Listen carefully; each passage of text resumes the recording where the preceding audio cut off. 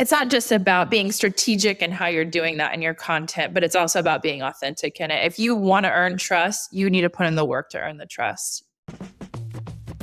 I'm Jonathan Gandalf, and welcome to the Content Cocktail Hour, powered by The Juice. Our mission is to squeeze out the deepest secrets of B2B marketing professionals to help you push your brand to the forefront of the industry.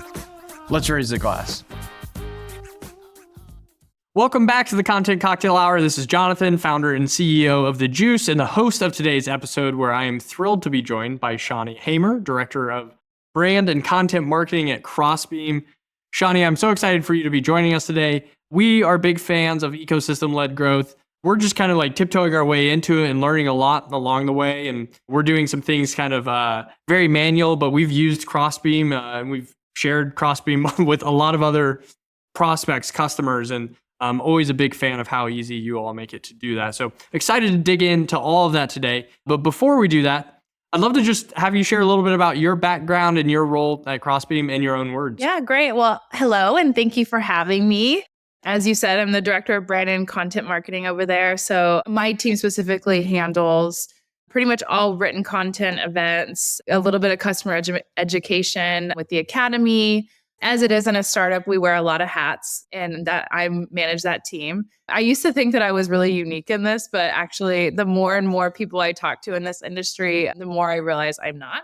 But I actually, my background was originally in teaching. I was a teacher at the university level, got really sick of working in academia. And while I was putting myself through school, I did marketing freelance work for like 15 years. And so I eventually decided to commit to that fully. I started at Keyflow, which is a PRM software, moved over to Reveal in April.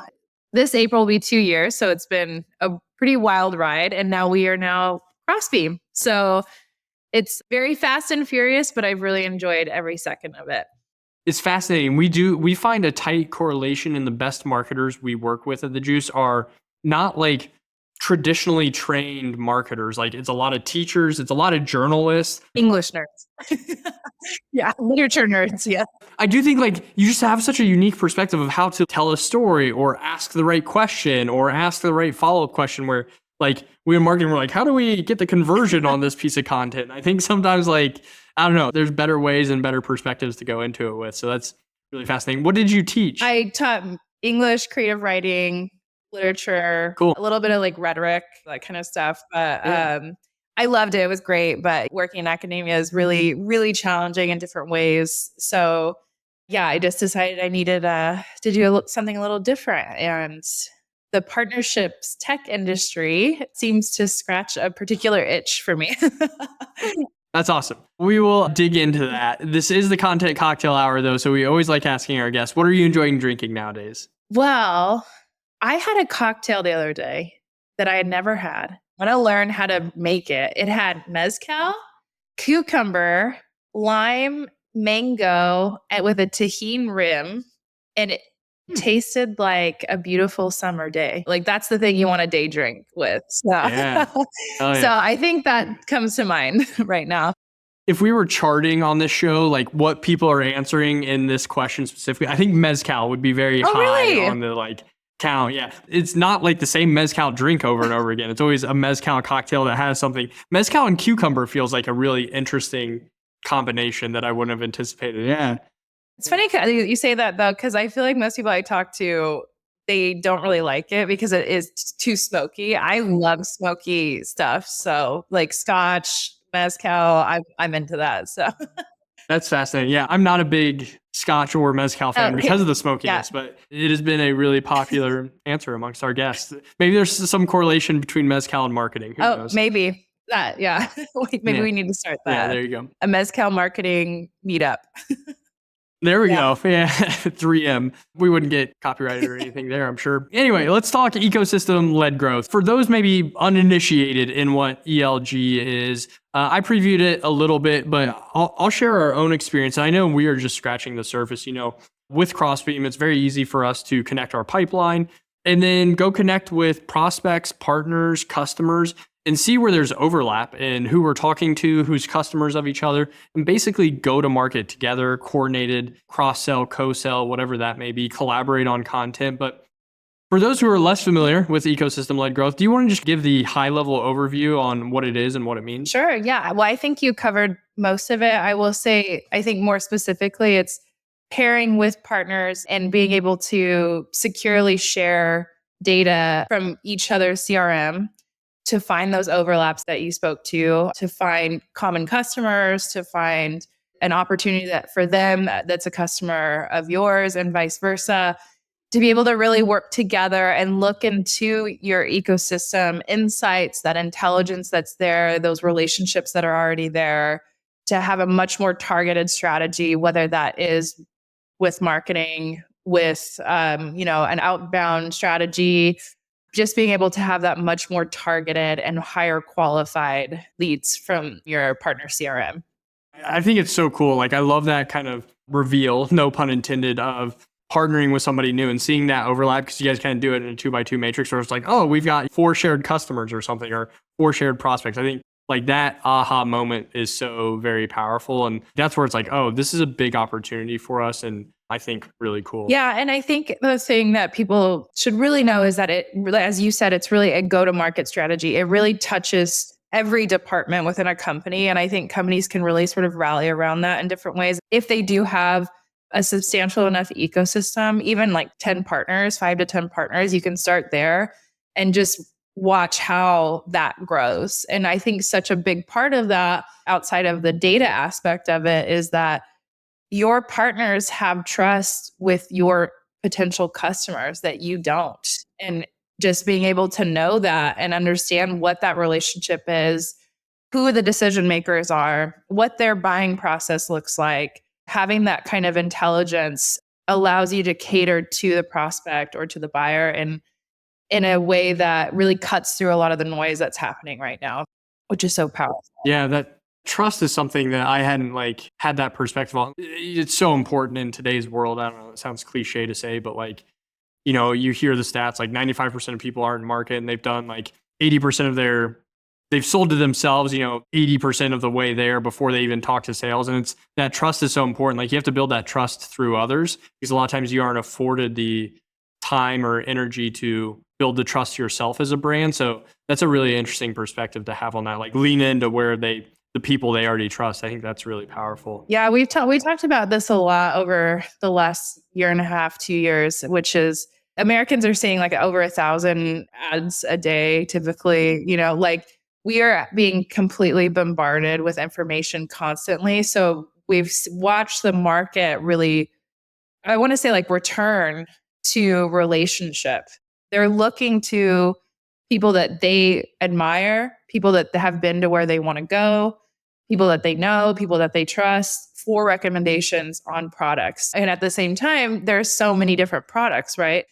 Every market is pretty competitive right now in the tech space. I think having that foot in the door by having that partnership and being able to understand ultimately too, like what the buyer is struggling with, what they need, and being able to offer like a white glove service to them in this way is so important. And I mean, honestly, necessary if you're wanting to really grow in today's economy. So you mentioned like it's not just I've referenced it a lot from a sales perspective and like how we think about it at the Juice.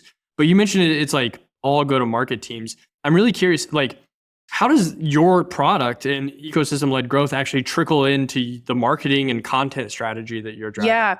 So it's really interesting because I think people tend to think of partner marketing like it's almost like very square, right? They do these white paper, they do an infographic, they do like a help center article, they'll do an event, a webinar or something, and they check the list off with a partner, and then that's that, right?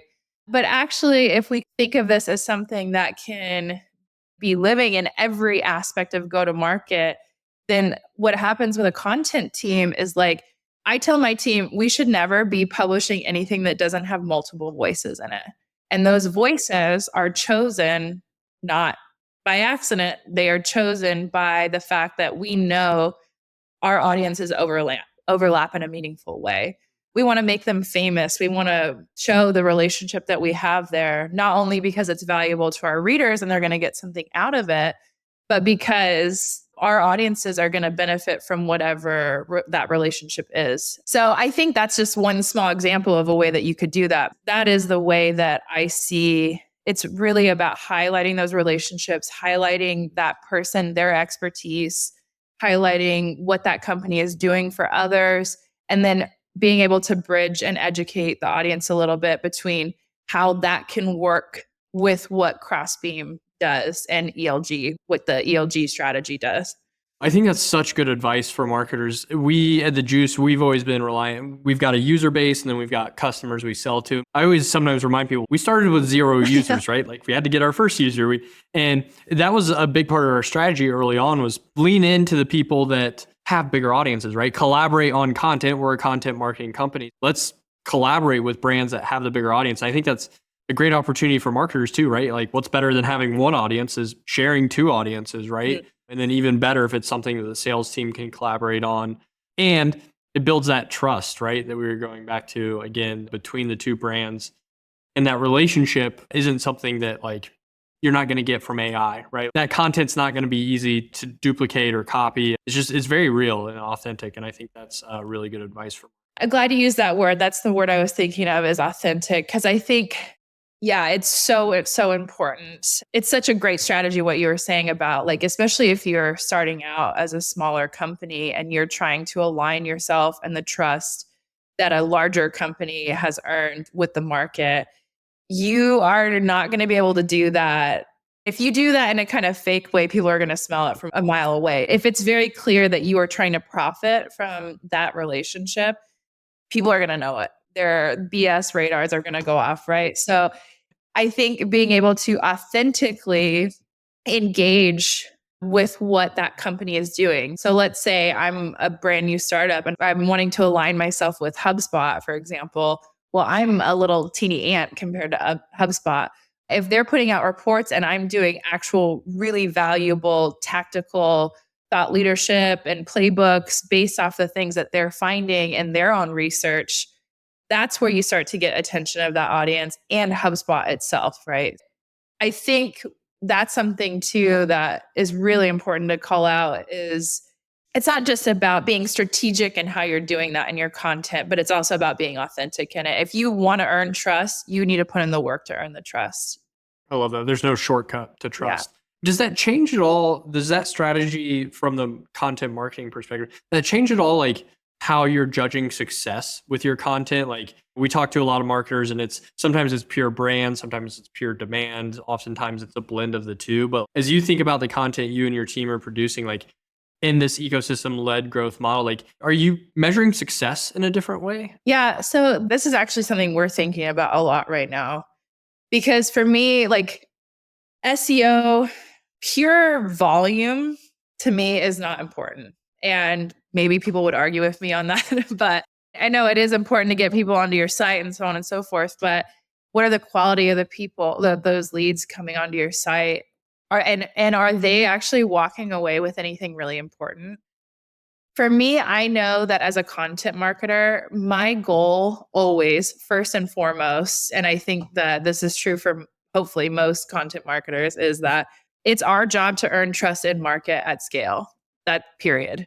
So if you are putting out BS content, trying to hit keywords and getting all this traffic to your site, but the reader's getting nothing out of it, you're getting crap leads from it, that kind of stuff, then is it worth it? I don't know. But if I'm doing a piece of content and I'm getting messages on LinkedIn, I'm seeing in Gong calls or whatever tool you use that they're mentioning content. Oh, I loved that. If my AEs are so stoked about a new piece of content, like that to me is success, because I know that people are actually getting some real authentic value from it.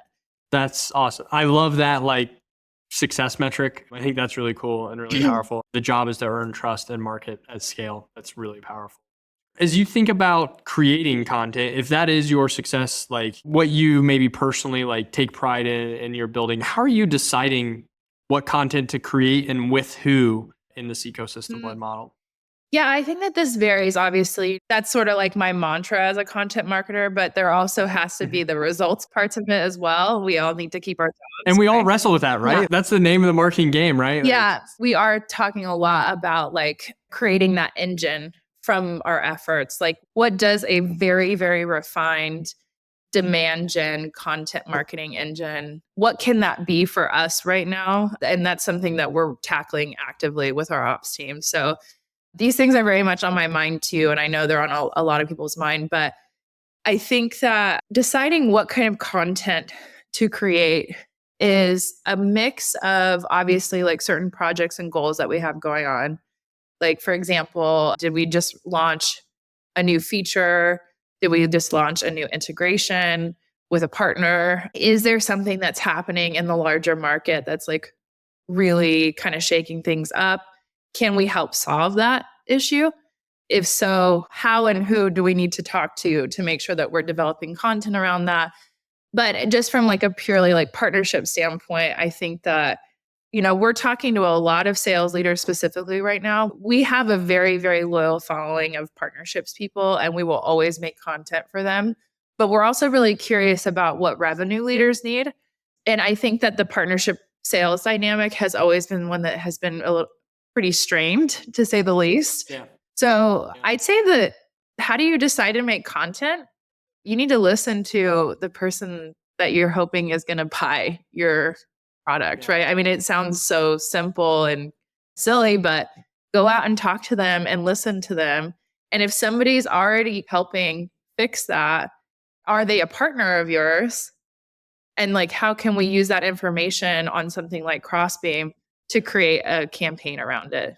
I recently read a report that was about audience research, and they were saying one of their data points from the survey data they had was that customer conversations were the second most popular audience research tool, customer and prospect conversations. And the report was kind of like celebrating that, which I get, and I don't like discount the report at all. But I was kind of like, I don't know, to me, that's one spot too low. That should be number one, right? Like whether it's through Gong or whether you're literally sitting down, there's nothing better than like hearing it directly from the customer or the prospect, using the words that they use. Like I think marketers, and I've made this mistake at previous career stops, we do not spend enough time in customer and prospect conversations. I think a lot of times we get it secondhand and we think that's good enough, but I think it should be like, that should be like, we should be spending a decent chunk of our time. Yeah. Yeah. What was number one out of curiosity? I think it was just like, I'd have to go back and look, but it was like just like broad like internet research or something, or like maybe software tools or something. Like it was fine. It was meh. I was just like, I don't know. Yeah. Customer conversation should be number one. Definitely should be number one. And I think obviously I understand the time constraints around that, but even if you can't talk to a customer a week, listen to a Gong call a week. Yeah. Or alternatively, have a very strong audit of your own LinkedIn. Who are the voices that are on there? What does your feed look like? Because that should look like all of the potential customers or the customers that you have and what they're talking about too, instead of just this kind of echo chamber of certain things. Sorry, did you have something? So I pulled up the report. The number one was website analytics, which I think is like, it kind of goes back to what we were saying earlier, where it's like you're optimizing for like conversion on your website or something. Like that's like, and how many of those visitors that you're getting the website analytics on are the actual people that you want to sell to anyway? Like we're over indexing there on website analytics because I think one, it's easier. Two, like we control it and it's kind of the way we've always done things.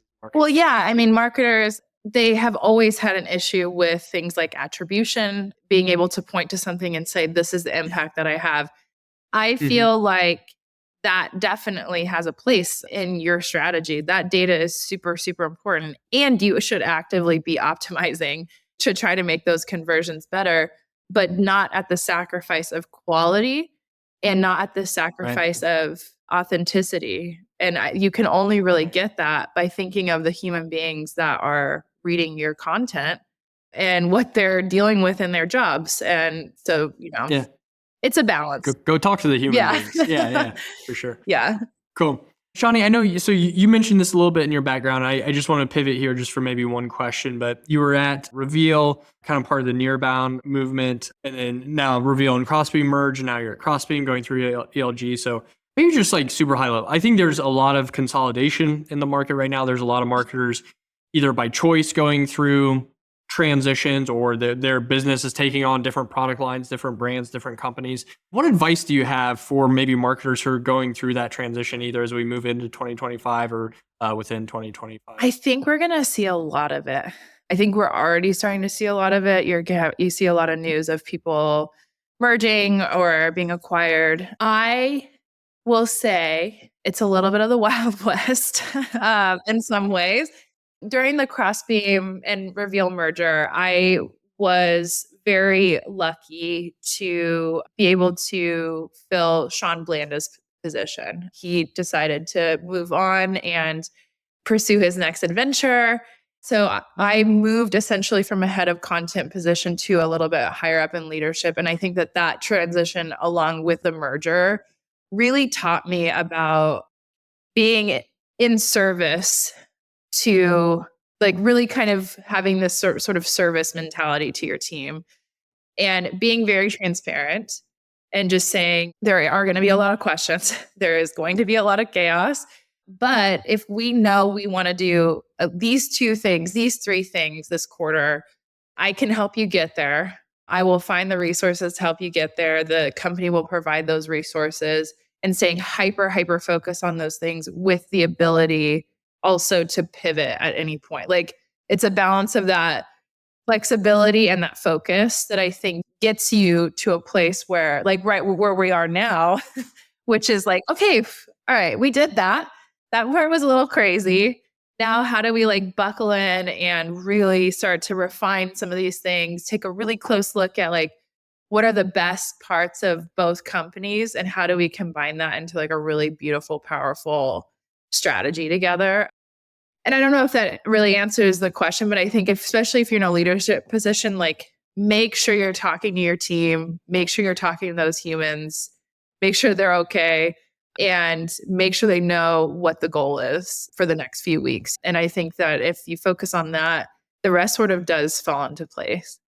I've heard somebody reference it. I wish I knew who, but I can't give them credit. Is rigid flexibility, which Yeah. makes no sense when you say it out loud. But it's like within these guardrails, we're going to be really flexible. But like these guardrails are non-negotiables that we're not going to go outside of. And I think you're right. Like there's some discipline to keep it within the guardrails, but no, within those guardrails, it's going to be chaotic, and we're going to have to be flexible and figure it out. I was referencing more of the internal things that I think that you really need to focus on. But in terms of like marketing and communicating to your audience too, I think that being unified on the message that everybody needs to be in alignment about the message that you want to tell post merger, post acquisition. What are the goals?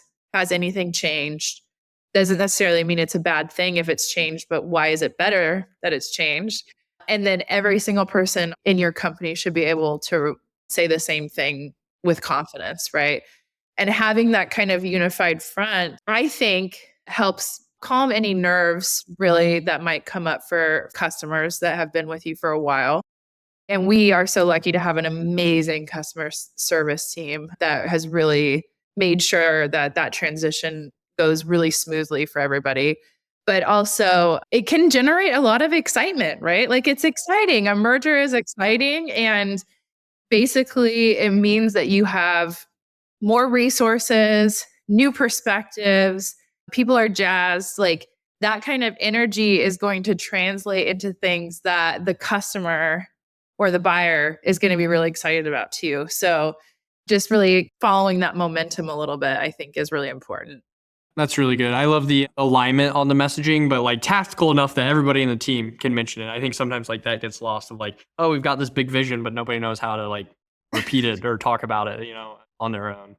Well, cool. This has been a ton of fun. Time's flying by here. Shawnie, we do always ask our guests to end with what's one unpopular opinion that you have as it pertains to B2B marketing? I feel like the AI thing, I'm not totally bought in on AI. Let's just put it that way. I don't know if it's going to do what we want it to do. I think it's a great tool for admin. I think it's a great tool for processes that take up time. But in terms of creating quality content, I don't think it's going to do what we want it to do. And I think we're going to see even more of what I was speaking to earlier, which is people are going to trust content and the content they're seeing less, and they're going to know if you used it. I know that it's really easy to tell now. It's probably going to get a little bit more difficult to be able to tell when people use AI, but I think that that general mistrust is going to get even bigger or higher, increase. Yeah. And that relationship and that trust part is going to be more important than ever because of that in marketing. So good. I think it's an operational efficiency, not a creative efficiency. And I think you're right that even as AI increases its ability to sound more human, it's also going to increase the bar of skepticism that we have to surpass for our audience. They're just going to be more skeptical that as AI content gets better, they're going to assume more content is AI content. You're going to have to cross that bar if you really want to build that trust that we've spent so much time talking about today. So I really like that perspective. Well, I don't know if it's popular. I'm sure a lot of product people might reach out to me like, what are you talking about? But yeah, I just am not totally bought in on the creative side of it. I actually read an article recently that somebody used AI to self-publish a book about mushrooms, like harvesting mushrooms. And a couple of people died because it was incorrect. Like, you need the human in creating, like you need it. We need to have it, not even just for quality, but just for accuracy also. So I think that we still need really great writers, really great content creators, thought leaders, and that's not going to be able to be replaced with the robots, unfortunately. Love that. So good. Well, Shawnie, if the humans listening to this podcast want to learn more about Crossbeam or learn more from you, what's the best way to do that? Just check out our new site. We actually just launched a beautiful new site, crossbeam.com. Lots of really interactive elements, or you can reach out to me on LinkedIn. I'm always happy to talk with y'all. Love that. Well, Shawnie, thank you so much for joining us today. To all of our watchers, all of our listeners, thanks for joining another episode of the Content Cocktail Hour. Until next time. Thank you. Cheers. Thank you for joining the Content Cocktail Hour powered by The Juice. If you want to see more episodes or more resources curated for your role, join us on app.thejuicehq.com. See you next time, same place. Cheers.